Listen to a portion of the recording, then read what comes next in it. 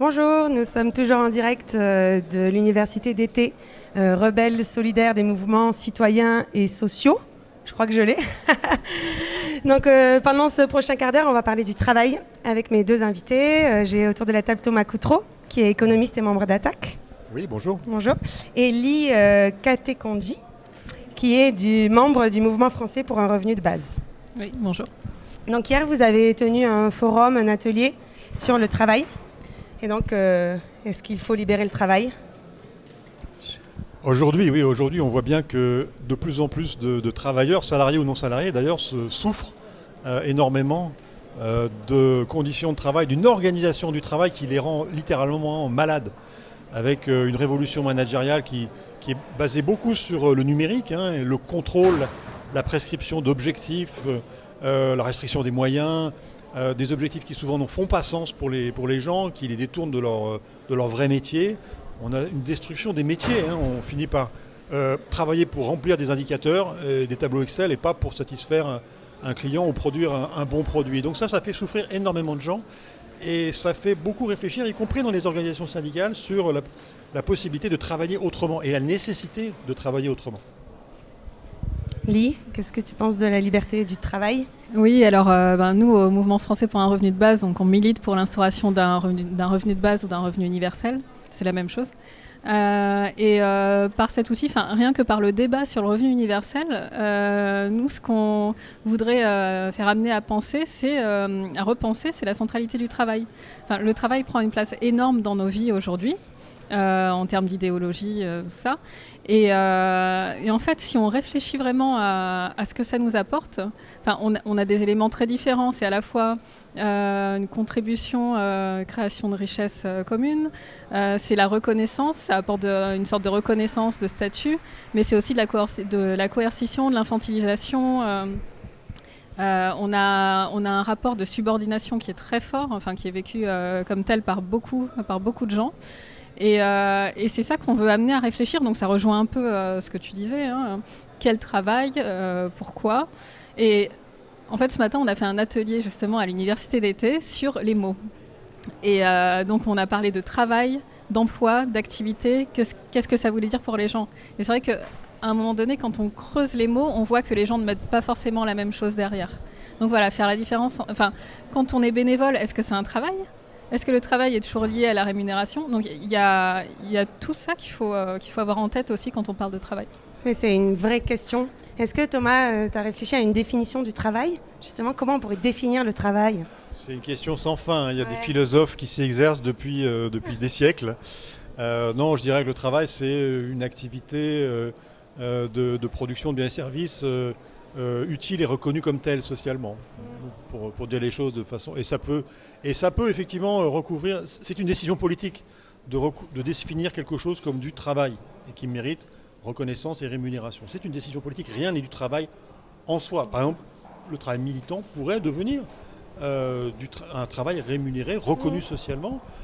Par exemple, j'ai un ami, Bruno Terret, qui propose que le travail militant, le travail politique, le travail dans les institutions politiques soit reconnu et serve par exemple à des réductions d'impôts. Les gens qui passeraient du temps à militer paieraient moins d'impôts parce que ce serait une forme de ils apporteraient comme ça leur contribution au bien commun. Non pas financière, non pas financière, mais en temps, en activité, en intelligence.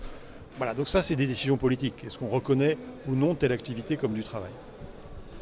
Et alors, ce qui me gêne avec le revenu de base, c'est qu'il renonce à ce débat. Il dit, peu importe ce qu'est ou non du travail, on va donner un revenu à tout le monde, et puis les gens se débrouilleront. Et donc, je pense que ça renvoie à une vision trop individualiste de la société, une vision où on cesse de délibérer sur qu'est-ce qui est digne d'être reconnu comme activité et qu'est-ce qui n'est pas digne d'être reconnu. Alors que, évidemment, aujourd'hui, les mécanismes de reconnaissance du travail ne sont pas satisfaisants. C'est surtout le marché. Et beaucoup la bureaucratie, l'État, ce qui n'est pas non plus toujours très satisfaisant. Et donc il faut inventer de nouveaux mécanismes de reconnaissance du travail. Et ça, pour moi, c'est libérer le travail, c'est ça. C'est comment est-ce qu'on peut redéfinir les finalités, les objectifs et les modalités du travail à partir de la démocratie, à partir de la délibération collective et pas à partir du marché ou de l'État. Et comment le faire au sein même des entreprises ? C'est peut-être ça la difficulté, non ? Alors, on a peut-être une opportunité aujourd'hui qui parce qu'on nous dit tout va mal, c'est la catastrophe, les collectifs de travail sont éclatés, les managers, les syndicats sont impuissants. Bon, c'est vrai d'un certain point de vue, mais en même temps, l'existence même de cette souffrance au travail, de ce manque de reconnaissance, ce déni de l'intelligence des travailleurs qui les fait souffrir au quotidien. Leur individualisation aussi, Leur le fait qu'ils soient isolés. individualisation, voilà. En même temps, c'est quelque chose qui est refusé, qui n'est pas accepté par les travailleurs, qui est illégitime. S'ils souffrent, c'est parce qu'ils ne l'acceptent pas. Et donc c'est aussi la source de beaucoup d'initiatives individuelles et collectives, et parfois même managériales. On a de plus en plus de managers même qui se posent la question des organisations qui font fonctionner et qui trouvent qu'ils sont absurdement mutilantes et écrasantes pour les salariés. Donc même des managers se posent ces questions. Mais hier, on a eu par exemple un atelier avec plusieurs organisations syndicales qui mènent des recherches actions sur le travail avec les adhérents, avec les salariés, et qui nous ont très bien montré par plusieurs exemples comment on pouvait reconstruire du pouvoir d'agir des salariés sur leur travail, à partir de cette question, comment je travaille, qu'est-ce que c'est pour moi du bon travail? Et est-ce que tu as des exemples, par exemple Ah oui, alors il y avait un exemple que je trouvais très intéressant, c'était un atelier de couturière dans le théâtre municipal de Lyon, pour pas citer la ville, où quand la CGT a commencé à intervenir, ils se sont aperçus que les ouvrières, les couturières n'arrêtaient pas de... Il y avait des conflits très...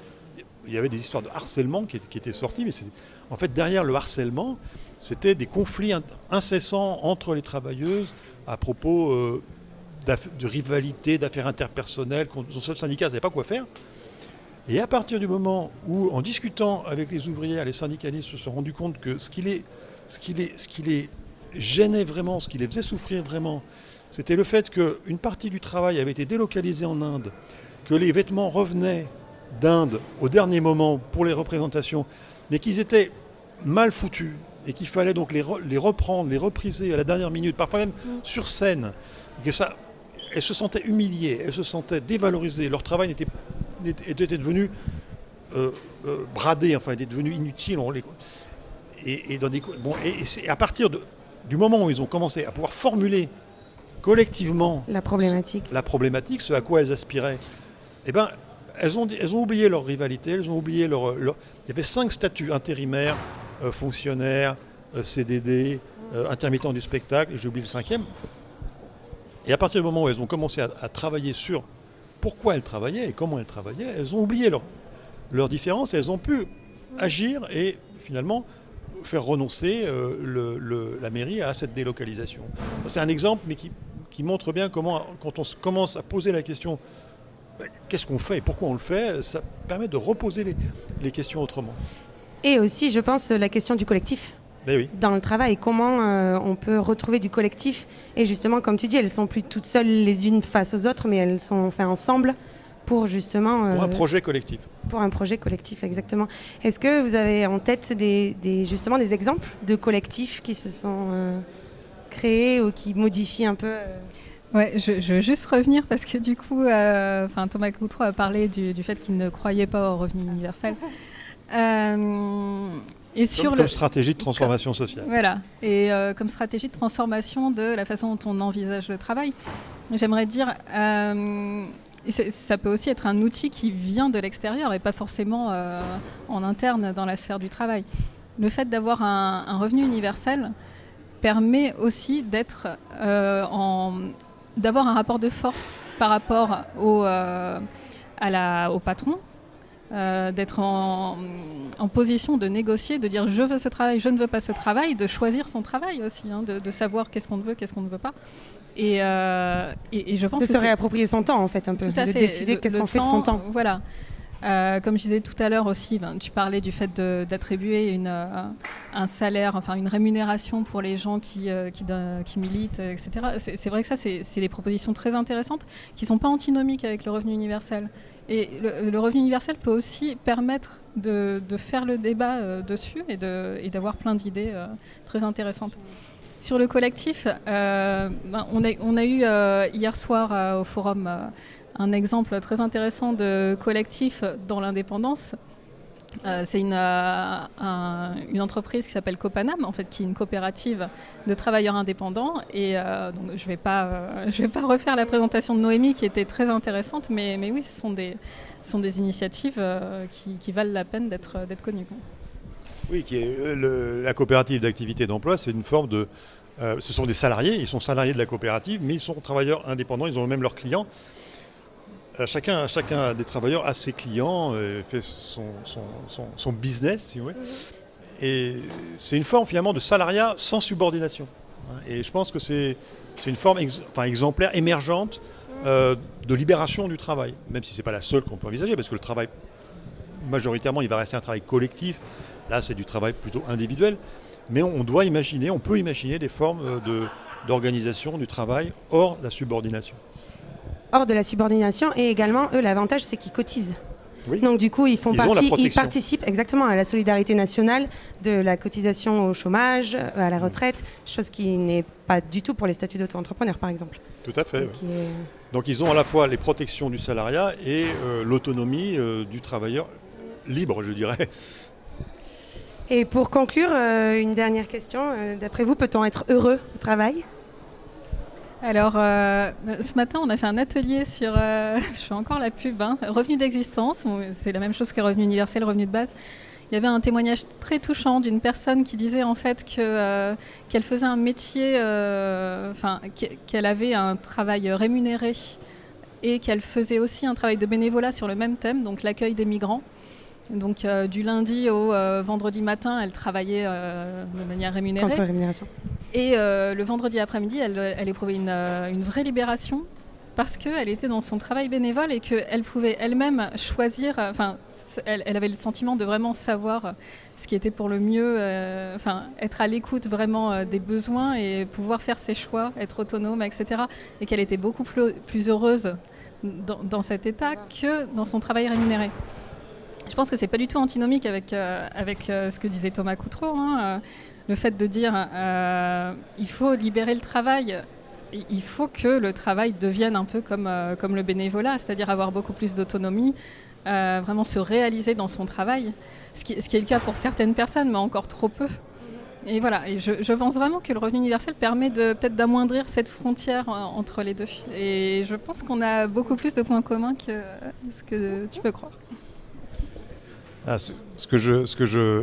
seul reproche à la revendication du revenu universel, c'est que je ne pense pas qu'elle permette de fonder une stratégie de transformation sociale, de transformation des rapports de force politiques, parce que si on demande un revenu universel de haut niveau, ça veut dire qu'on demande un autre partage des richesses, un partage des richesses vraiment très différent, et ça suppose un degré de rapport de force politique très élevé qu'on ne peut pas obtenir uniquement par la démarche de revendication d'un revenu de base. Il faut d'autres transformations dans la société, et en particulier dans le travail, si on veut pouvoir construire ce rapport de force sociale et politique, changer l'imaginaire du travail, changer l'imaginaire du revenu, et effectivement faire que le travail se rapproche de plus en plus d'une activité bénévole, non pas au sens où c'est une activité gratuite, mais au sens où c'est une activité où on développe son agir, son autonomie, son intelligence individuelle et collective. Et c'est possible. Je veux dire, c'est pas le poids de la hiérarchie, le poids de la contrainte de la subordination n'a aucune justification en termes d'efficacité économique. Ça, il y a beaucoup d'études qui ont montré ça. Ça n'est pas efficace. Par contre, c'est une question politique, c'est une question de discipline et de contrôle. Et de contrôle du travailleur et de la travailleuse. De contrôle du travailleur, de contrôle social.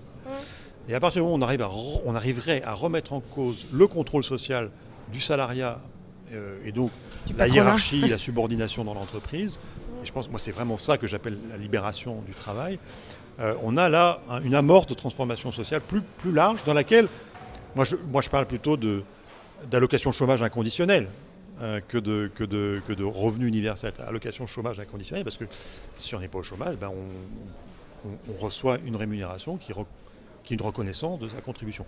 Si on a la malchance, ou ça peut être un choix aussi provisoire ou même plus durable, de ne pas exercer d'activité, à mon sens, on doit avoir droit à une rémunération inconditionnelle, et la société n'a pas à vérifier la recherche d'emploi à tout prix, parce que ça, effectivement, c'est un outil qui pèsent sur les conditions de travail et qui contribuent à la dégradation actuelle de ces conditions. Alors, sur l'allocation chômage, on y reviendra. Du coup, je pense que c'est la fin, donc on n'a pas le temps, mais très intéressant. Enfin, c'est très technique, donc du coup, on finira le débat en off. Voilà, tout à fait. Mais par contre, ce que j'entends, c'est que tu ne considères pas le revenu universel comme quelque chose d'utopiste. C'est quelque chose qui doit être mené de front avec d'autres luttes. Et ça, on est complètement d'accord. Alors à ce moment-là, concluons que nous sommes d'accord. Si finalement tout le monde est d'accord, malgré les désaccords.